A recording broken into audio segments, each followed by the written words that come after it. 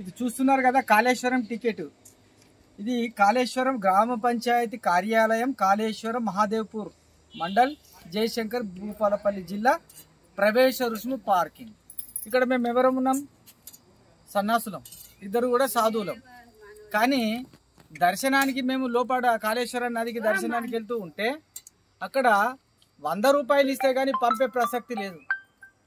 చూస్తున్నారా ప్రజలారా, హిందువులారా? 100 రూపాయలు బతిలాడాం. సన్నాసులం అయ్యా అంటే మాకు అదంతా అనవసరం, మీరు డబ్బులు కడతారా లేదని చెప్పేసి పూటకు 10 మందికి ఎగబడి డబ్బులు కట్టినాక పంపలేదు. సంతోషం. లోపలికి వెళ్ళాం. 33 కోట్లు ఖర్చు పెట్టింది గవర్నమెంట్. ఏ గవర్నమెంట్ ఎక్కడ ఖర్చు పెట్టిందో అర్థం కావట్లేదు. అక్కడ 2-3 టెంట్లు పచ్చ చేశారు, ఈ పక్క ఆ పక్క. అక్కడ పోయి తీరా చూస్తే పురోహితులకు సంబంధించినటువంటి పిండ ప్రధాన కార్యక్రమాలు జరుగుతూ ఉన్నాయి. ఒక రోడే తవ్వేశారు, దాంట్లో దొడ్డుది బెడ్షీట్ లాంటి దొడ్డుది వేశారు. దాంట్లో అక్కడక్కడ కూర్చొని ఉన్నారు.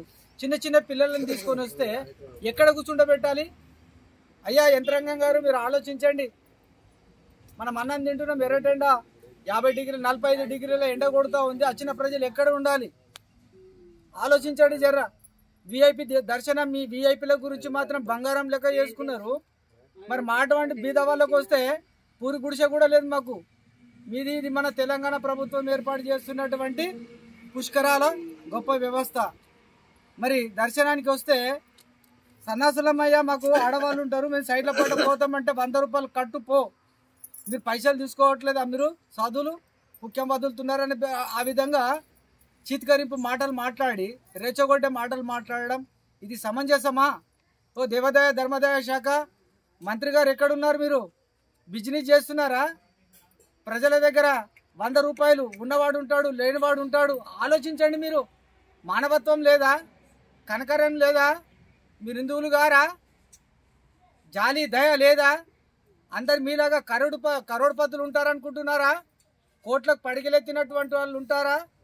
కూలీ నాలి చేసుకున్నటువంటి వాడు, రెక్కాడితే డొక్కాడనటువంటి వాడు పుష్కరాలని చెప్పేసి మా అమ్మ, మా జగన్మాత సరస్వతి వాణి, ఆ తల్లి కాళేశ్వర దర్శనానికి రావాలని ఎన్నో బాధలు పడుతూ వస్తే మీరు 100 రూపాయల టికెట్ ఆ దర్శనానికి మీరు పెట్టుకోండి. 20 రూపాయలు పెట్టండి, బీదవాడికి పెట్టండి. మీలాగానే డబ్బున్నోళ్ళు ఉంటారనుకుంటున్నారా? బీదవాళ్ళు మందిని మంచి సంపాదించారు అనుకుంటున్నారా? ఏమనుకుంటున్నారు మీరు? ఈడ చెట్ల కింద కూడా అక్కడ వ్యవస్థ, తినడానికి వ్యవస్థ లేదు. భోజనానికి వెళ్తే అక్కడ ఫుల్ రష్ ఉంది. ఇక్కడ చెట్ల కింద అక్కడ చూపెట్టి, అక్కడ చూడు హనుమాన్ స్వాములు కూడా చెట్ల కింద తింటున్నారు. అక్కడ చూపెట్టండి, అక్కడెక్కడ చెట్ల కింద తింటున్నారు జనం. మరి ఏం వ్యవస్థ చేశారు మీరు? 33 కోట్లు పెట్టి ఏదో తెగ అడ్వర్టైజ్ చేస్తున్నారు. దొబ్బిల దోపిడేనా? దేవాదాయ ధర్మాదాయ శాఖ మీరు బోర్డు పెట్టుకోండి, ఒకటి బిజినెస్. దేవాదాయ ధర్మాదాయ శాఖ వ్యాపారము చేయబడుతున్నది. హిందువుల పట్టనే వ్యాపారం చేస్తున్నాం, మిగతా వాళ్ళ దగ్గర మేము చేయట్లేదు.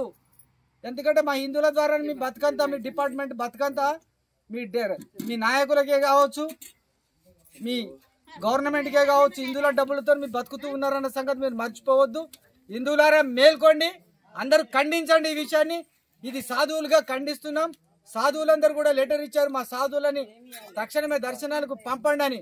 ఆయన పంపకుండా ఈవో గారు కఠినంగా వ్యవహరించి సిబ్బందిని ఆ విధంగా తయారు చేశారు. దీన్ని తీవ్రంగా ఖండిస్తున్నాం. మేలుకో హిందువా, మేలుకో. ఇటువంటి అధికారులకు తగిన మీరు బుద్ధి చెప్పండి. కాళేశ్వరంకి వచ్చినటువంటి వాళ్ళు కూడా ఎవరు ఊరుకోకండి. ఖచ్చితంగా మీరు బెదిరించి మీరు మన పనులు మనం చేసుకుందాం. హర హర్ మహాదేవ్, హర హర మహాదేవ్.